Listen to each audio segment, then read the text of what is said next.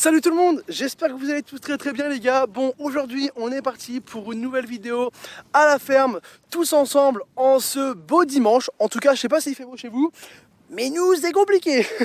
Je tiens tout d'abord déjà à m'excuser car il n'y a pas eu de vidéo la semaine dernière. Je suis vraiment désolé, j'ai eu un petit imprévu pour une vidéo, voilà.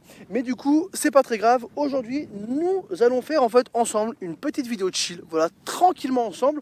On va faire un tour de plaine, on va aller voir différentes parcelles, notamment cette parcelle de colza là qui m'intéresse pas mal du tout, et on va monter un peu plus dans le bourg pour aller tout simplement à une parcelle de blé qui ont été semées avant les grosses tombées d'eau depuis maintenant 4 mois, voilà, depuis mi-octobre, début novembre, on se tape pas mal de flotte. Donc je me suis dit, on va pouvoir voir comment commencer au final avec toute cette flotte qui est tombée dans les différentes cultures. Donc là, ce qui se passe, ce qui n'était pas prévu non plus, c'est que Julien a commencé à épandre l'engrais dans cette parcelle là, voilà. Après il va continuer, là il a commencé dans le Régra qui est juste derrière nous. Il est parti remplir l'épandeur Amazon. Et du coup, c'est vrai que c'était compliqué. Est-ce qu'il faut se lancer? Est-ce qu'il ne faut pas se lancer? On se tape trop d'eau. Donc la semaine dernière, on s'est tapé peut-être 40-50 mm. Cette semaine, on se tape de la flotte qu'on veut, de la flotte un peu plus fluide. Ça tombe 1-2 mm chaque nuit. C'est assez bien. Mais c'est vrai que maintenant, il faut que ça sèche. Voilà, c'est le plus important. Car c'est quand même bon, nous on n'a pas forcément à se plaindre, car j'ai vu certaines de vos vidéos sur Insta que vous m'envoyez en privé, donc merci beaucoup, que vous carrément c'est des champs qui sont inondés. Voilà, vu qu'il y avait des rivières en fait qui sont à côté, les rivières ont débordé, voilà, tout simplement, et puis c'est arrivé dans le champ quoi. Trop d'eau dans les rivières, donc malheureusement ça déborde, et au final dans les parcelles, au final après ça crée des mouillères, et nous on a la chance de pas avoir de mouillères, car en fait la ferme est vallonné, et puis aussi nos parcelles, comme vous voyez, sont assez en pente, sont assez vallonnées. Donc au final, on a l'avantage. Et vu que je parle de mouillère, on va se balader tranquillement. Je parle de mouillère car j'ai vu la vidéo de Alex de la Vienne. Désolé s'il y a du vent. Et du coup, lui, il a fait un tour de plaine il n'y a pas longtemps dans ses colzas et dans ses blés. Et dans sa parcelle, en fait, on va dire un petit coin de parcelle quand même, le colza n'était pas forcément assez développé car il y avait une mouillère. Donc une mouillère, c'est quoi? C'est tout simplement un endroit où malheureusement il y a eu un excès d'eau. On ne peut pas forcément parler d'inondation, mais il y a eu un excès d'eau à cet endroit-là. Et du coup, le colza en fait a un peu galéré à se développer. Et c'est vrai que je me suis dit, Alex, il parle de ses colzas, il parle de ses blés. Moi, bam, je fonce dans le colza. Et puis on voit tout simplement. Et franchement, assez surpris parce que on avait semé du coup le colza le 15 août. Et bien sûr, on avait épandu avant du fumier, voilà, sur cette parcelle-là. Donc 50 tonnes à l'hectare pour cette parcelle-là qui fait aux environs 7 hectares, un tout petit peu moins, 6 hectares 80. Dites-moi vous en commentaire ce que vous en pensez des colzas sur cette parcelle-là. Mais franchement ça va. J'ai vu qu'aussi, Alex, il avait un peu 2-3, on peut dire pas forcément des dégâts, mais il y avait des animaux qui étaient passés en fait dans sa parcelle. Nous, en fait, j'ai fait un peu le tour. Un peu le tour, c'est un grand mot car la parcelle elle est un peu grande.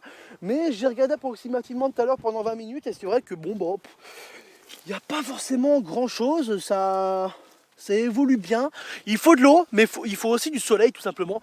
Car sans soleil, c'est compliqué. On est venu du soleil, bam, il n'y a plus rien. Et puis là, il n'y a plus de soleil jusqu'à 2-3 semaines minimum. Donc maintenant, ce qui va se passer, c'est que c'est vrai que je vous ai pas forcément dit non plus, mais AgriProLED, donc on a fait une vidéo avec eux où on a le nouveau tracteur à la ferme plus les feux à LED qui est sorti il y a 3 semaines. Allez la voir, dernière vidéo. Et ils m'ont envoyé aussi un autre colis à Noël avec des équipements pour les bennes. On a aussi des lampes pour les stabulations, pour la stabulation principale pour les bêtes. Et en fait, on va déballer ça ensemble après, car je vous ai pas forcément fait voir les produits. Pour ceux qui me suivent pas sur Insta, vous avez pas vu. Du coup, déjà suivez-moi sur Insta, ça fait plaisir. Et puis, je pense qu'on va directement, avant d'aller dans les blés, attendre Julien. Cette parcelle-là, après, sera bien sûr destinée au maïs qui sera semé, on va dire, entre le 15 avril entre le 15 avril et puis le 1er mai quoi. Tout simplement, tout dépend en fait de ce qui se passe, si on a une température assez douce. Donc au niveau du régras, on est pas mal. Donc voilà, déjà pour ça, c'est bon. Comme je vous l'ai dit, c'est une vidéo qu'on va papoter, hein. Il n'y aura pas forcément du matos, ça va être carrément de chill. Je suis pas connaisseur sur tout, donc si je dis 2-3 âneries de temps en temps, les gars, il faut me corriger. Voilà, ça sert à rien de dire en commentaire machin, mais vous pouvez me rectifier sur certains points et on pourra discuter ensemble. Car je suis pas non plus un professionnel à fond de la culture. Comme vous le voyez, Julien, on va se décaler un peu. Julien est arrivé, il a rempli les pondeurs. Franchement, bon, comme il a pu me dire tout à l'heure, franchement, dans les champs, c'est quand même mouillé, mais il n'y a pas le choix. Il n'y a pas le choix et puis faut y aller. Bon les gars, c'est bon, on y est dans cette parcelle de blé. Donc pour ceux je pense qui vont, vous allez la reconnaître, on avait fait une vidéo dessus au mois de septembre. Donc on avait déchaumé avec un déchaumeur Quattro XL prêté gentiment par Amazon, mais aussi par Classe P de la Loire, mais aussi avec un 830. On avait pu travailler nos terres pendant 3-4 jours avec ces outils de démo là, et franchement on était assez surpris du résultat. Donc encore une fois, merci beaucoup à eux pour ces démos là. Voilà, franchement c'est hyper cool de faire des projets ensemble. Si tout se passe bien, un nouveau projet arrive dans les prochaines semaines avec eux, je vous en dis pas plus, voilà. Mais aussi merci à vous, car la vidéo a dépassé les 115 000 vues, je crois. C'est exceptionnel, voilà, c'est exceptionnel pour la chaîne. Donc merci à vous. Bon, je pense que vous le savez, on avait déchaumé les cannes de maïs. Bon il y en a un peu partout, hein. Il y en a encore là. Bon, on a un petit bout, mais voilà, anciennement du maïs. Et du coup, le premier rapport d'engrais a été passé en début d'après-midi tout à l'heure par Julien. Voilà, je n'étais pas au courant qu'il avait commencé sur le blé tout à l'heure, mais là, ouais, en arrivant, voilà, je l'ai vu. Et concernant le blé, je pense qu'il est un beau petit stade, hein. On est sur une parcelle. En fait, le blé, il n'y a pas de... On n'est pas tant emmerdé que ça, je trouve. On n'est pas tant emmerdé que ça.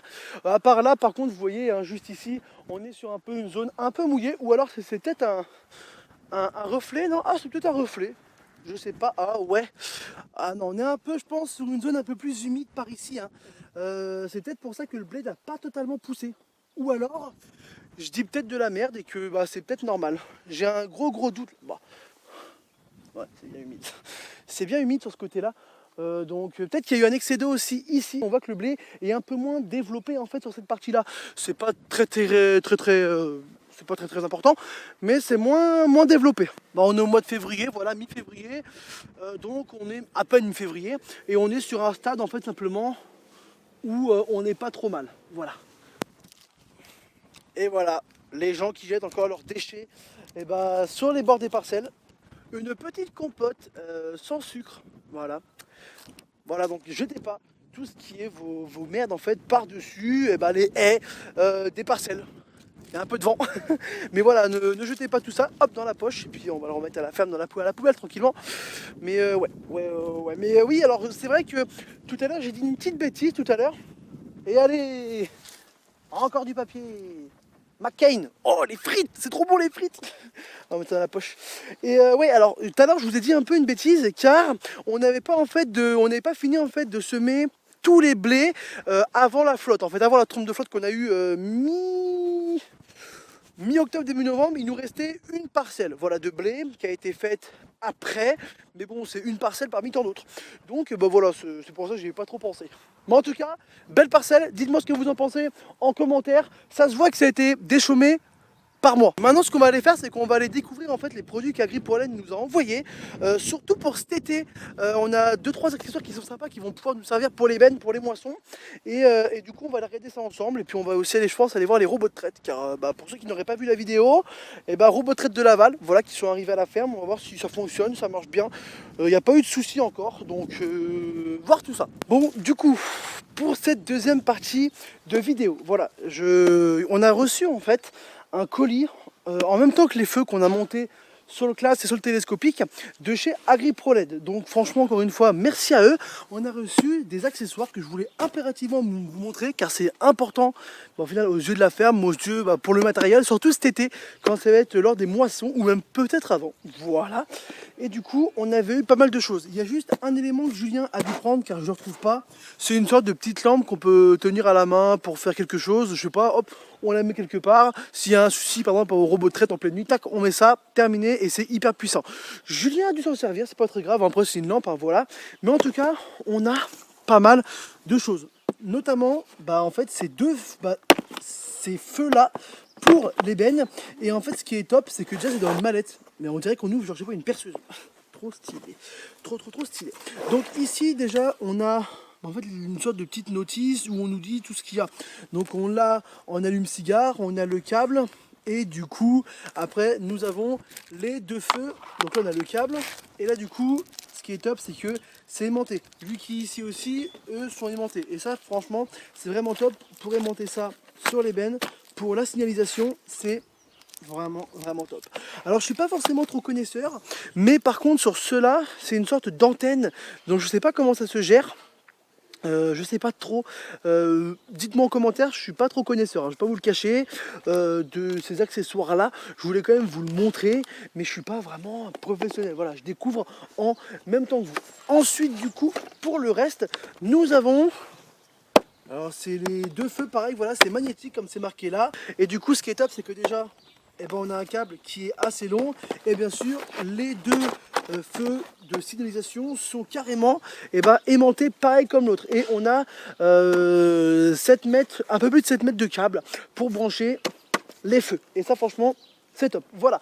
Ensuite, nous passons un peu plus au côté bâtiment d'élevage, car on a deux. Alors, je pense que vous allez appeler ça des lustres. Nous, on appelle ça des sous-coupes. En tout cas, chez AgriProLed, je vous mettrai bien sûr leur lien en description, si je vous l'ai pas dit, pour si vous êtes intéressé à voir ce qu'il y a dessus tout ça. Il y a de tout. Des feux pour les tracteurs, des lampes pour les bâtiments. Bref, il y a plein de trucs. Allez voir tout ça pour vos différents tracteurs. Et du coup. Là directement, bon, je vais directement l'ouvrir. Donc la soucoupe qu'on a là, en fait, on l'a en x2. On l'a commandé 2 fois, donc je vais vous la montrer qu'une fois. Hein. Hop, les accessoires, je vais laisser ça là. Et en tout cas, je suis vraiment désolé s'il y a du vent. Voilà, je tiens à vous dire. Elle a pris un peu la poussière, mais sinon, voilà. Et en fait, ça envoie vraiment, c'est tellement puissant. Je vais regarder les watts et je reviens. Ok, ça a été rapide, 150 watts pour cette soucoupe là, donc ça on va faire 300 avec les deux. Et ça... c'est pas mal. Bon, on a juste un peu à faire de l'électricité, mais sinon, ça, dans un bâtiment d'élevage comme la stabulation qu'on a là-bas, ça va envoyer, surtout que nous, en fait, les spots qu'on a dans le couloir d'alimentation, ils éclairent pas tant que ça. Et du coup, je sais pas où Julien va vraiment les mettre, mais bon, il sait, hein, mais ça va vraiment envoyer, vraiment, ça va être trop bien. Donc deux comme ça, c'est le top du top, voilà. Et ensuite, juste ici, pour le dernier, nous avons un sorte de spot en fait qu'on peut poser au sol, donc 30 watts. 30 watts. Donc c'est pas mal, ça envoie. Hein. Hop, voilà. Et du coup, on peut régler le pied par terre ici. Et puis si on veut, on le met comme ça. Et puis on le pose, quoi. Après voilà, faut régler. Et puis franchement... j'aurais été... en fait on verra quand ça sera mis en route tout simplement. Bon en tout cas voilà, merci beaucoup à AgriProLed, c'est grave ouf en fait. Avec l'influence on va dire de la chaîne, il y a des personnes, des marques qui nous contactent pour simplement nous envoyer du matériel pour vous le présenter. Et franchement c'est hyper cool, voilà, ça fait évoluer la ferme et c'est le but aussi.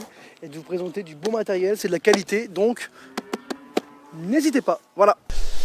Du coup maintenant au niveau du côté salle de traite, hein, pour ceux qui auraient vu et pas vu la vidéo, ils sont toujours là, ça marche nickel.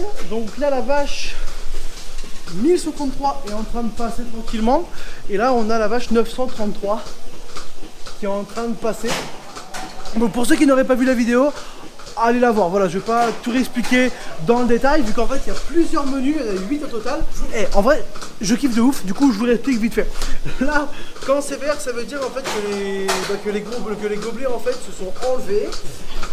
Et voilà, et là il en reste juste un. Donc en fait quand c'est encore bleu ça veut dire que ça c'est encore en train de traire, et quand c'est vert ça veut dire que c'est fini, qu'il n'y a plus rien et que c'est en train de se finir tranquillement. Et après quand là ce sera nickel, là voilà, nickel.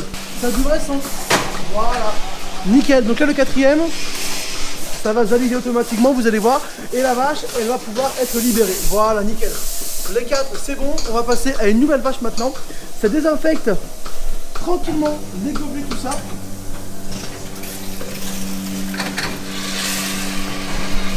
Franchement, la technologie... ah, ça bouge. La technologie, franchement, c'est top. Et là du coup pour la vache c'est good, voilà. Elle part et puis il y en a une autre qui passe. C'est tout le temps en fait, c'est toujours un roulement au final. Donc c'est top. C'est la fin de cette vidéo, j'espère que vous aurez kiffé. Voilà, vidéo un peu chill à la ferme. Je vous ai montré quand même pas mal de choses. On est dans la parcelle de Régras Juste ici, on a été épandre avec Julien de l'engrais là, sur d'autres parcelles de régras, voilà, sur une autre parcelle. Et puis il y a encore un épandeur là, il est en train de remplir. Et puis ça se finira pour aujourd'hui. Voilà. Donc maintenant il faut juste prier qu'il ne tombe pas de la grosse flotte, parce que sinon bon bah l'apport, voilà. Donc on prie. En regardant la météo, ça devrait tomber 1, 2, 3 mm, mais pas 50 comme la semaine dernière. Et c'est ce qu'on veut. En tout cas, j'espère que vous avez kiffé. Voilà. Et puis, bah, on se donne rendez-vous très prochainement pour une nouvelle vidéo à la ferme ou alors autre part. On verra ça tranquillement. C'était Ziro. Merci de lâcher un gros pouce bleu, vraiment. Merci de mettre un petit commentaire, partager la vidéo. Ça fait grave plaisir. Et puis, je vous souhaite une bonne soirée ou une bonne journée. Allez, les amis. Ciao tout le monde.